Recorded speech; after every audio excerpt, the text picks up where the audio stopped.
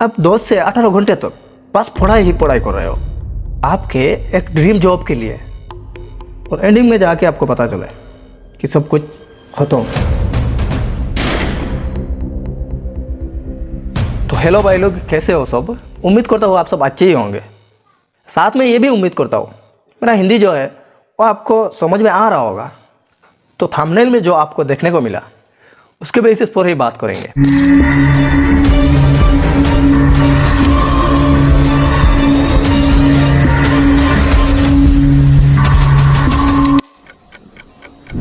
देखो, आपके गांव में ऐसे बहुत सारे बच्चे होंगे जो मिडिल क्लास या फिर लोअर क्लास फैमिली से बिलोंग करते हैं। बहुत ही दुख सुख और संघर्ष के साथ वो बच्चे थोड़ा बहुत पढ़ाई भी कर रहे होते हैं।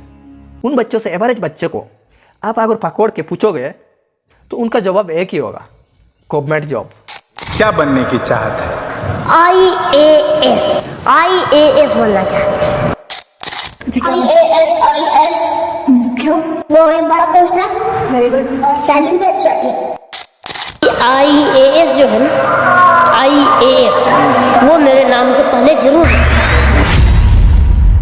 आज हर कोई चाहता है बस किसी तरीके से एक गवर्नमेंट जॉब मिल जाए, और चाहिए भी क्यों ना लाइफ टाइम फाइनेंशियल स्टेबिलिटी, समाज में काफ़ी सारे इज्जत और एक अलग पहचान, अच्छे गोर के साथ शादी के ताल्लुक और डेली बेसिस की स्टोरी और स्टेटस की अच्छी अच्छी फ़ोटोज़। कुल मिला के आज के डेट में आपके पास अगर एक सरकारी नौकरी है तो आप समाज में एक रेस्पेक्टफुल इंसान में गिने जाते हो। लोग अलग नज़र में देखने लगते हैं आपको। और ये तो है एक सपना, और ये सपने को हकीकत करने का चांसेस कितना % है पता है आपको? बताओ, 0.001%।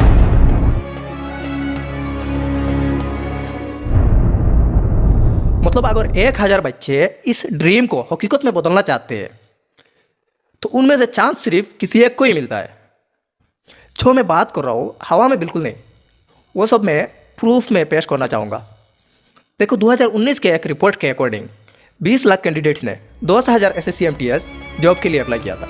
जॉब मिलने का चांस 0.005% था। एंड IPS में 200 जैसा वैकेंसीज निकलता है, और इसके लिए 5 लाख से अधिक लोग अप्लाई करते हैं। सोचो कितना % चांस है नौकरी पाने की। नहीं, SSC-MTS की बात करते हैं। SSC-MTS में 2024 में 9,500 वैकेंसीज निकला था। इसके लिए 50 लाख से अधिक लोगों ने अप्लाई किया था। यूपीएससी सिविल सर्विसेज की तैयारी में इस क्षण 9 से 12 लाख बच्चे लगे हुए हैं डायरेक्टली, जो यूपीएससी को तैयारी कर रहे हैं। सीट होती हैं 700 से 1000। कितनी सीट हैं?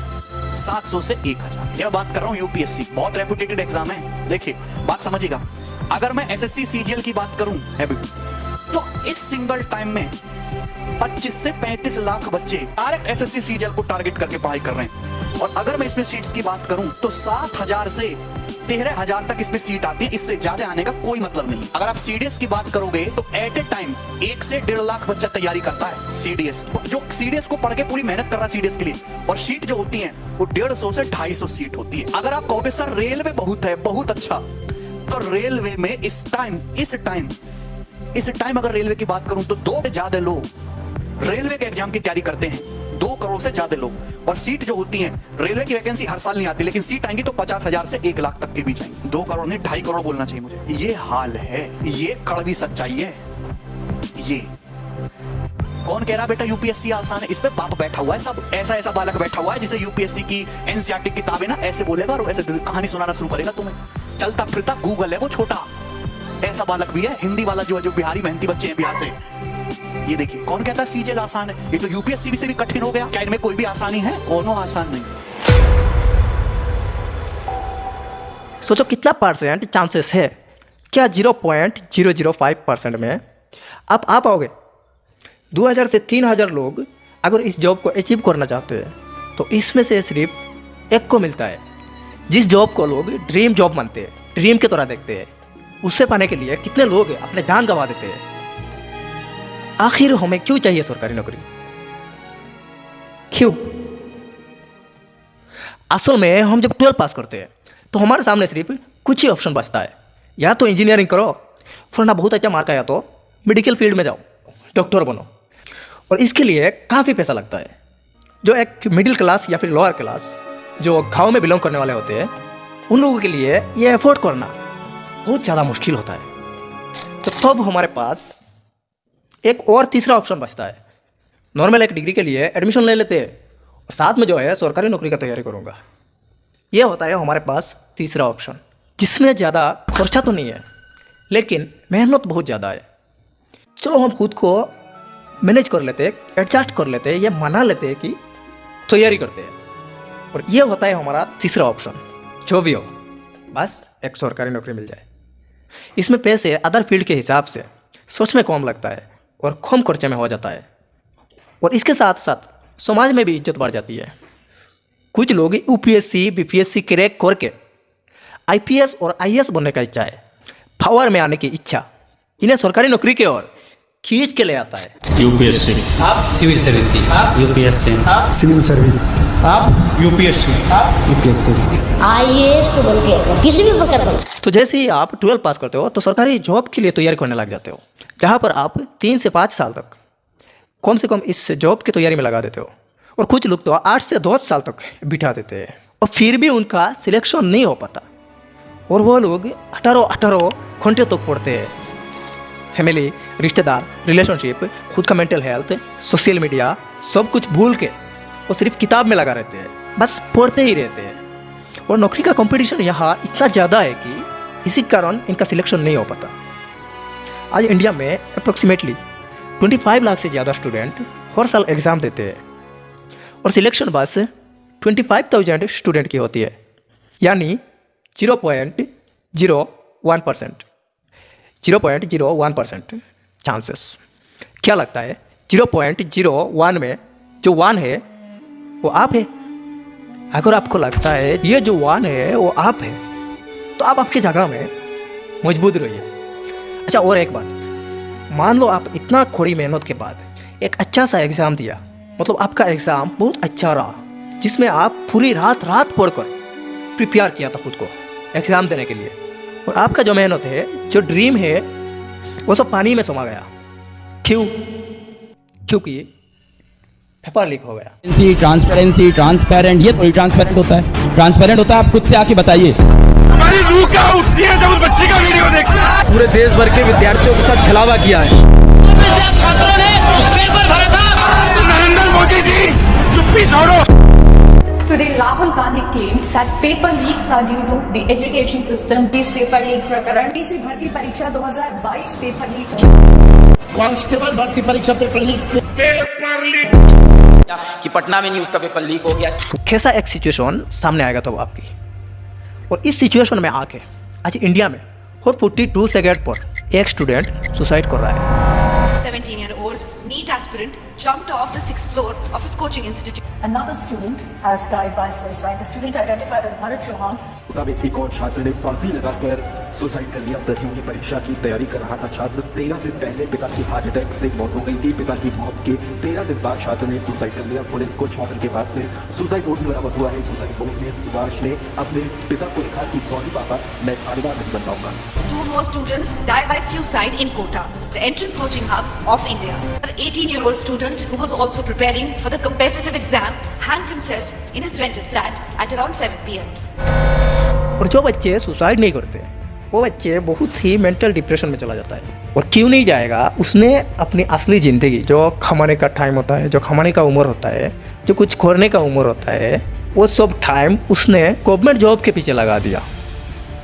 और उनके सामने घर की जिम्मेदारी, पढ़ाई के प्रेशर, खुद के लिए टाइम ना होने का प्रॉब्लम्स, पॉकेट मनी प्रॉब्लम्स और ख़ुद को खुद फेलियर बुलाने का प्रॉब्लम्स, ये सब चीज़ें हमेशा उसको सताते रहता है। अरे हर कोई तो गवर्नमेंट जॉब के लिए नहीं बना है ना। हर किसी का अलग अलग पैशन और हर किसी का अलग अलग कैटेगरी होता है। जैसे कि किसी को बिजनेस करना पसंद है, किसी को क्रिकेटर बनना पसंद है, किसी को फुटबॉलर, किसी को सिंगर, किसी को डायरेक्टर, किसी को प्रोड्यूसर, लेकिन वो नहीं बन सकते। हालांकि उनके पास टैलेंट है, उनके पास स्किल्स है, लेकिन फिर भी छोड़ना पड़ता है उस सपने को, क्योंकि घर का प्रेशर, सोसाइटी का प्रेशर, टेंशन, यही सब प्रेशर और दिक्कत के बीच एक स्टूडेंट, एक लड़का बुरी तरह से अकेलापन में फंस जाता है। ना किसी को कुछ बताने का कॉन्फिडेंस है, ना किसी को कुछ बताने से कुछ होगा। और तब उसके सामने शॉर्टकट में और इजी टर्म में एक ही ऑप्शन सामने आता है और वो लग जाता है इसकी तैयारी में। हालांकि बहुत लड़का ऐसा भी है जो पढ़ने में और लिखने में बहुत अच्छा है, लेकिन फिजिकल कुछ खास नहीं है। अगर वो डिफेंस में जाना चाहता है तो मेडिकल में बार बार फेल हो जाता है, फिर भी उसके अंदर एक कॉन्फिडेंस रहता है, इस साल में मेडिकल पास हो जाऊंगा, मतलब लगा रहता है, पर नहीं मिलता क्योंकि चांसेस 0.001% होता है। और हमारे इंडियन पेरेंट्स को यह बात समझना चाहिए कि उनके बच्चे सिर्फ इसलिए गवर्नमेंट जॉब की तैयारी करें क्योंकि समाज पर उसकी इज्जत हो, क्योंकि लोग चाहते हैं रिश्तेदारों के सामने अपनी एक अच्छी इमेज बने। तो यहाँ पर अगर कोई पेरेंट्स ये जानते हुए भी अपने बच्चे को फोर्स कर रहा है गवर्नमेंट जॉब के लिए कि उनके बच्चे फिजिकली फिट ही नहीं है, जॉब के लिए जो स्किल चाहिए, जो टैलेंट चाहिए, वो स्किल और वो टैलेंट ही मौजूद नहीं है इसके पास, ये जानते हुए भी कुछ पेरेंट्स अपने बच्चे को फोर्स करते रहते हैं। वो बच्चा पैसों के लिए खुद क्या करना चाहता है, जो उसे पसंद हो उसमें हेल्प करना ज़रूरी है पेरेंट्स को। बेसिकली पेरेंट्स बच्चे को फोर्स करके उनका कोई साल ख़राब कर देते हैं और ये सपने पूरी होने की जगह बच्चे की मेंटल हेल्थ ख़राब हो रहा होता है और ऐसा एक ट्रैप में जा रहा है जहाँ कंपटीशन बहुत ज़्यादा हाई है। गवर्नमेंट जॉब छोड़ के भी ऐसा बहुत चीज़ें और है जहाँ पर एक अच्छा करियर ऑप्शन बनाने का चांसेस रहता है, जैसे कि यूट्यूबर्स को देखो, इन्फ्लुएंसर्स को देखो। यूट्यूबर नाम का व्यवसाय हमारे बचपन में तो नहीं था, आजकल यूट्यूबर है। मैं तो बहुत यूट्यूबर से परिचित हूँ, बड़े अच्छे तरीके से दोस्त हैं मेरे। कितना वो मतलब उनके सामने आईएएस लोग बेचारे परेशान है कि हम क्यों आईएएस बने, ये बन जाते। मैंने एक महीने के 10 लाख 20 लाख 50 लाख 1 करोड़ 3 करोड़ रुपए कमाते हैं, साथ प्रसिद्ध है बहुत ज्यादा।